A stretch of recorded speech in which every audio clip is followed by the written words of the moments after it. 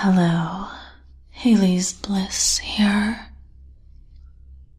and today I have a story to tell you. Now this is a story that I have heard in different forms from different people. So I thought it would be important to share it with you today. So just listen to what I'm about to tell you.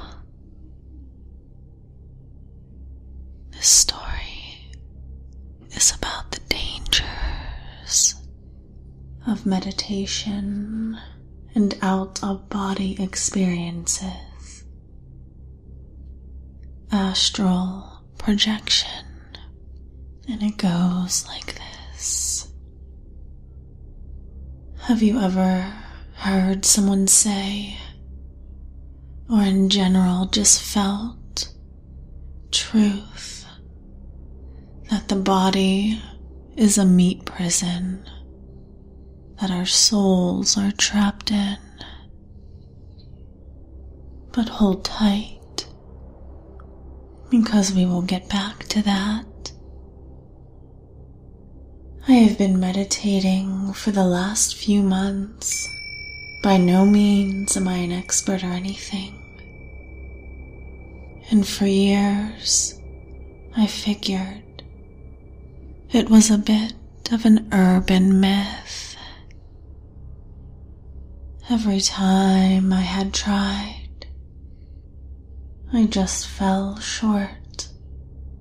I never experienced some great change of state, the way people had sung the praises to me.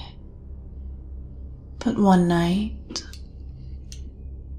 after struggling to sleep, I actively tried to give it a fair go in order to silence my mind. I figured that if I was wasting time, that I should be sleeping, rolling around in my bed anyway. What would be the harm? Well, for the first 15 minutes, I really struggled. Breathe in and out didn't work for me. I found my brain wandering into the typical, what should I have said or done in that situation, that we have all experienced doing before. Well, and I recommend this technique to others if you want to try yourself. I began to think about the inner monologue of my brain, the one you're probably reading this aloud to. You know, the one that sounds like you. And the writer noted that he's currently writing using his. Well, the point of meditation is to silence all thoughts until there's a peaceful nothingness. And on this particular night, I was struggling to silence mine. I figured if I couldn't beat it, I'd just try to use it against itself. So on every inhale, I would repeat the word in repeatedly and loudly. Out would be repeated on the exhale for the duration. I would do this so loudly that in theory it would overshadow my other thoughts into silence. Well, after challenging myself to see how long I could uphold it, to my surprise it began to work. It began to work very well. I could no longer tell if I was breathing and everything went numb. In a panic, I jolted awake, fearing I had actually stopped breathing and was dying. This was my awakening into meditation. That day, the world seemed more clear, and thoughts felt focused and sharp. It wasn't crap, they were telling the truth. Well, after my discovery of this altered state, I began to question what other secrets my body might be holding.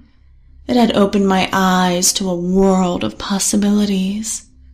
24 years I had went without experiencing the full potential of what my mind was capable of. It had left me hungry for more, and that's what led me to discovering it.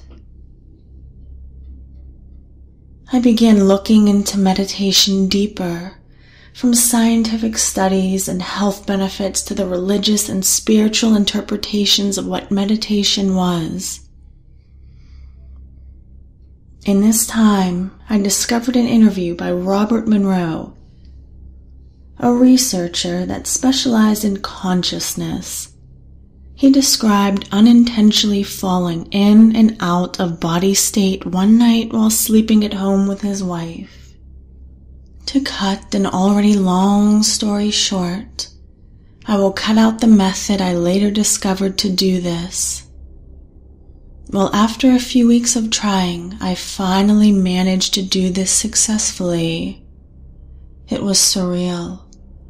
It felt as though my eyes were open despite them being closed.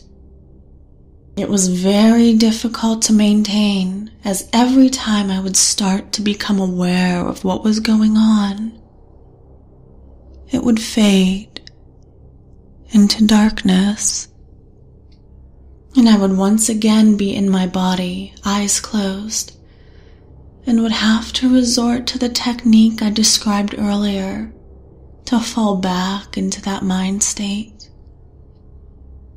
I couldn't move, as Robert, he described in his interview, more like I would awake in a fixed position in my room. I did this 3 nights in a row, and gradually I was able to open my eyes for longer than a few seconds.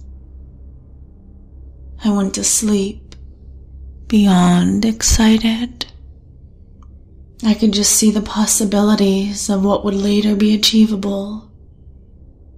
Maybe one day I could eventually wander into other buildings, a trip to the White House, to be a fly on the wall enjoying the banter of a Trump administration. Well, I can say that my dream was cut short. On my 4th night trying, I opened my eyes as clear as day, and sure enough, there was my body, as expected, posed as a vampire might be in its coffin. This is my meditation posture. Everything was going as expected, until suddenly it wasn't. When meditating, you feel no emotion. It's as if emotions and fears are the waves of an ocean crashing around your true self. During meditation, it's calm, and you are only your true self. However, I wasn't. In fact, I was really uneasy. Something felt wrong. Very wrong. I couldn't work out what. Now my room is dark, and although I was technically an astral body, it didn't change the fact that I couldn't see in the dark. As best to describe it for others is to say it appeared as though the room was lit very dimly by moonlight, with some corners of the room clearer seen than others. I couldn't work out why, but I didn't want to turn my attention from the open door to my bedroom. The shadowy hallway had never looked so menacing. I couldn't see anything down it, but I had a distinct feeling that I didn't want to look away, not even for a second. The more I looked, the more I felt the uneasiness turn to dread. But still, nothing but a darkness. At this point, it was almost unbearable. I was so afraid. I wanted to be safe. I wanted to be secure. Why did I feel like this? I can't be hurt. I'm a projection. What's going on? When I finally saw what it was, it moved. I didn't feel like I had arms to protect myself, but it didn't matter. It didn't come for me. This whole time, I had been so eager to just escape my flesh prison. It had never occurred to me that something might have just been as eager to find a chance to break in. I screamed. I awoke petrified. It will be the last time I try to get out.